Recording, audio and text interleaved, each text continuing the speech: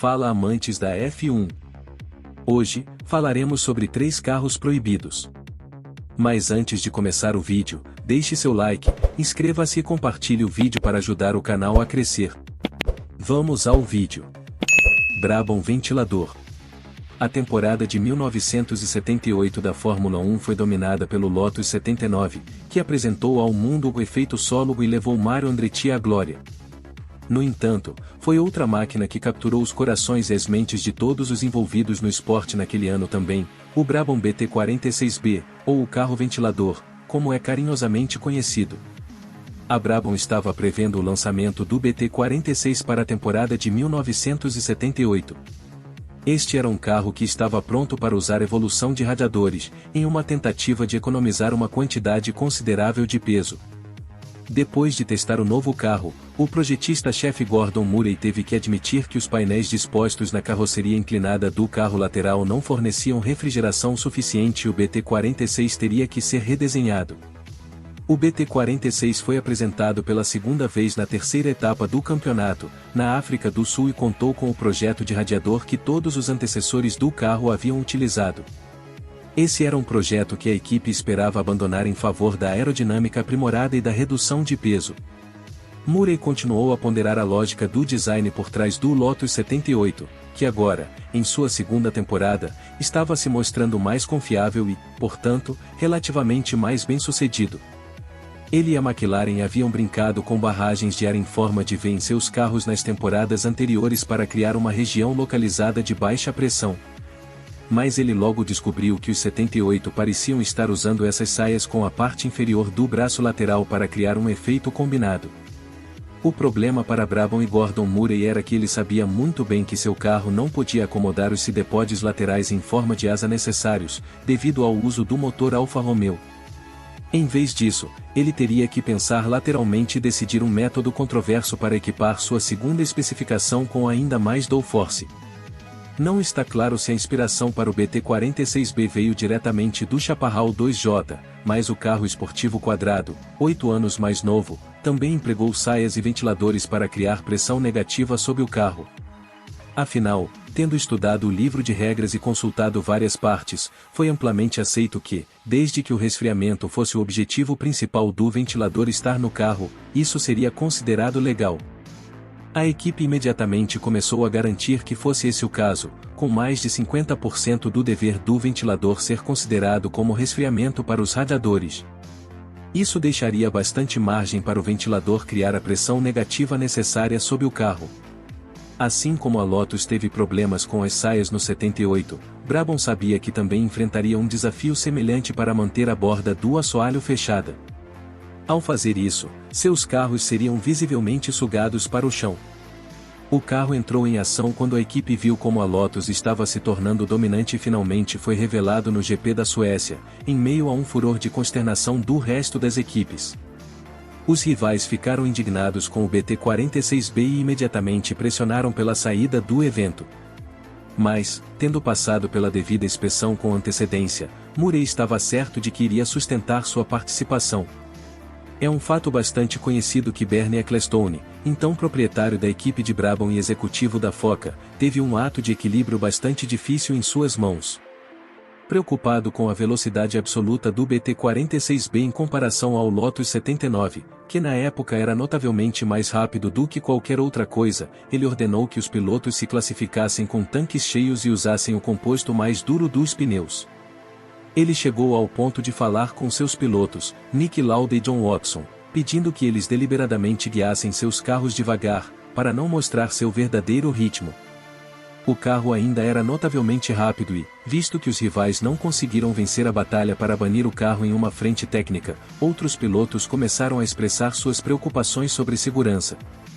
Mario Andretti, persuadido pelo chefe da equipe Colin Chapman, foi o mais vocal e afirmou que o carro estava jogando terra e pedras na parte de trás do carro. Foi a mesma tática usada para remover o Chaparral 2J. Mas, seria Ecclestone quem teria a última palavra. Com Lauda vencendo a corrida, Ecclestone então concordou em retirar o carro após o GP da Suécia. Mas isso não foi antes de tentar negociar ser capaz de usá-lo por 3 corridas. O BT-46B ainda mantém um status mítico na F1 até hoje, devido aos cenários de racing que poderiam ter acontecido se Brabham continuasse a usar o carro.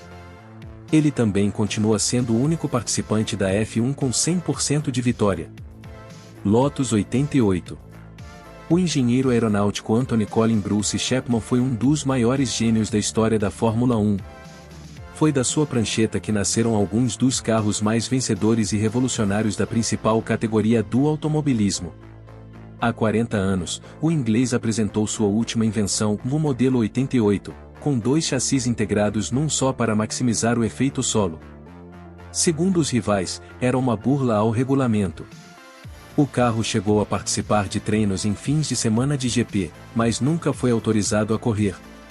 Vamos contextualizar, foi o próprio Chapman quem introduziu na Fórmula 1 os carros asa, com um perfil de asa invertida nas laterais e o uso de mini-saias nas extremidades. Isso permitia que o fluxo de ar sugasse o carro para baixo, aumentando consideravelmente a aderência.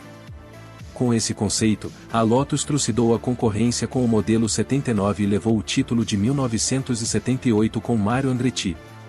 Só que a concorrência não dormiu no ponto, e os projetistas se debruçaram sobre as pranchetas para copiar na cara dura a Lotus 79 e amplificar o efeito solo implementado por Chapman. Em 1979 e 1980, a Williams foi a equipe que mais evoluiu, mas outras equipes como Ligier e Brabham também deram um grande salto, enquanto times como Copper-Sucar, McLaren e Ferrari, a despeito de ter sido campeã em 1979, se deram muito mal. Depois da fraca campanha em 1980, quando ficou num modesto 5º lugar no Mundial de Construtores, a Lotus depositava grandes esperanças no modelo 88, que agradou aos pilotos Hélio de Angelis e Nigel Mansell nos testes.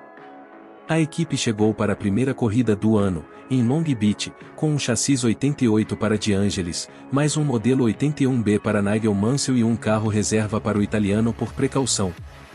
Inicialmente, os comissários técnicos declararam 88 legal, mas, após protestos de Fittipaldi, Tyrrell, Theodore e Sig, Hélio foi desclassificado com o treino livre em curso.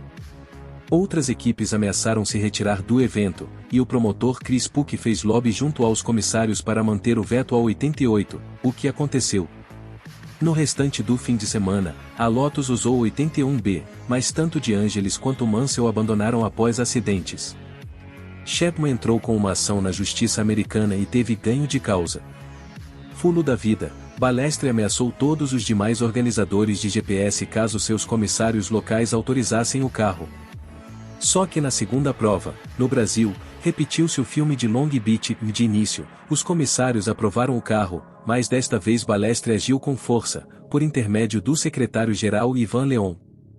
Os comissários brasileiros foram ameaçados de afastamento do esporte e mudaram de ideia, exceção feita a Clovis Maia. Chapman emitiu um duro comunicado no dia da corrida, mas ele já tinha deixado o Brasil quando, com o modelo 81B, de Angelis foi 5º colocado sob chuva. Sem dinheiro, Chapman teve de desistir do GP de San Marino e passou a usar um novo modelo, o 87, devidamente aprovado, a partir da corrida de Mônaco. Com o novo carro, Mansell foi terceiro no grid em Mônaco e no GP da Bélgica, e de Angelis terminou em 5º nas corridas de Zolder e Jarama. Mas a guerra de bastidores prosseguia na calada da noite. Pela terceira vez, o carro foi autorizado pelos comissários locais a participar dos treinos livres, e de Angelis, provavelmente sem forçar o carro em demasia para não dar na pinta velocidade do, agora, modelo 88B, foi o 9º colocado. Ligier, Alfa Romeo e Ferrari protestaram, e o representante oficial da FISA, com poder superior ao dos comissários, barrou novamente o carro.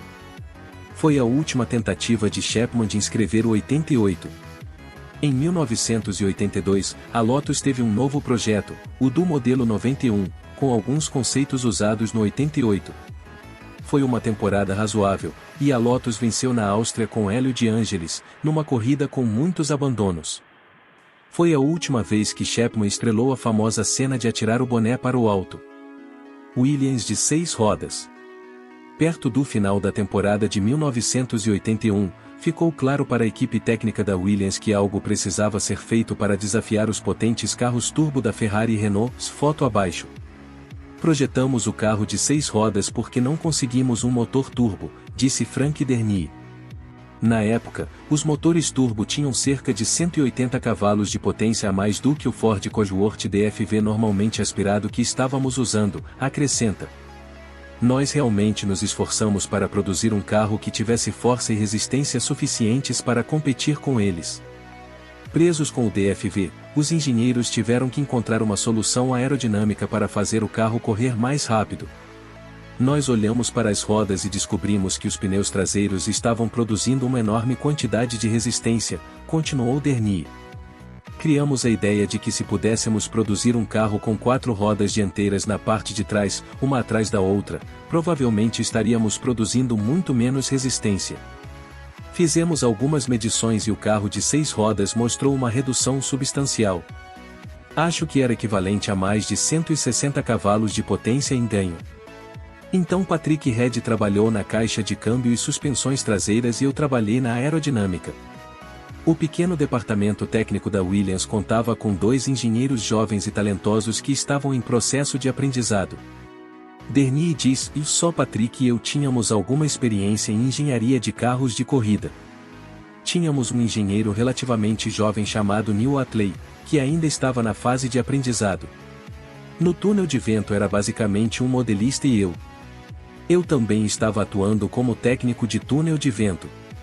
Nós tivemos um assistente chamado Ross Brown, que me ajudou. Construímos a caixa de câmbio e rodamos porque Patrick estava muito preocupado que com 4 rodas acionadas pudéssemos acabar com um carro que derrapasse mais com os pneus dianteiros na baixa velocidade. Então, ele queria fazer alguns testes de circuito.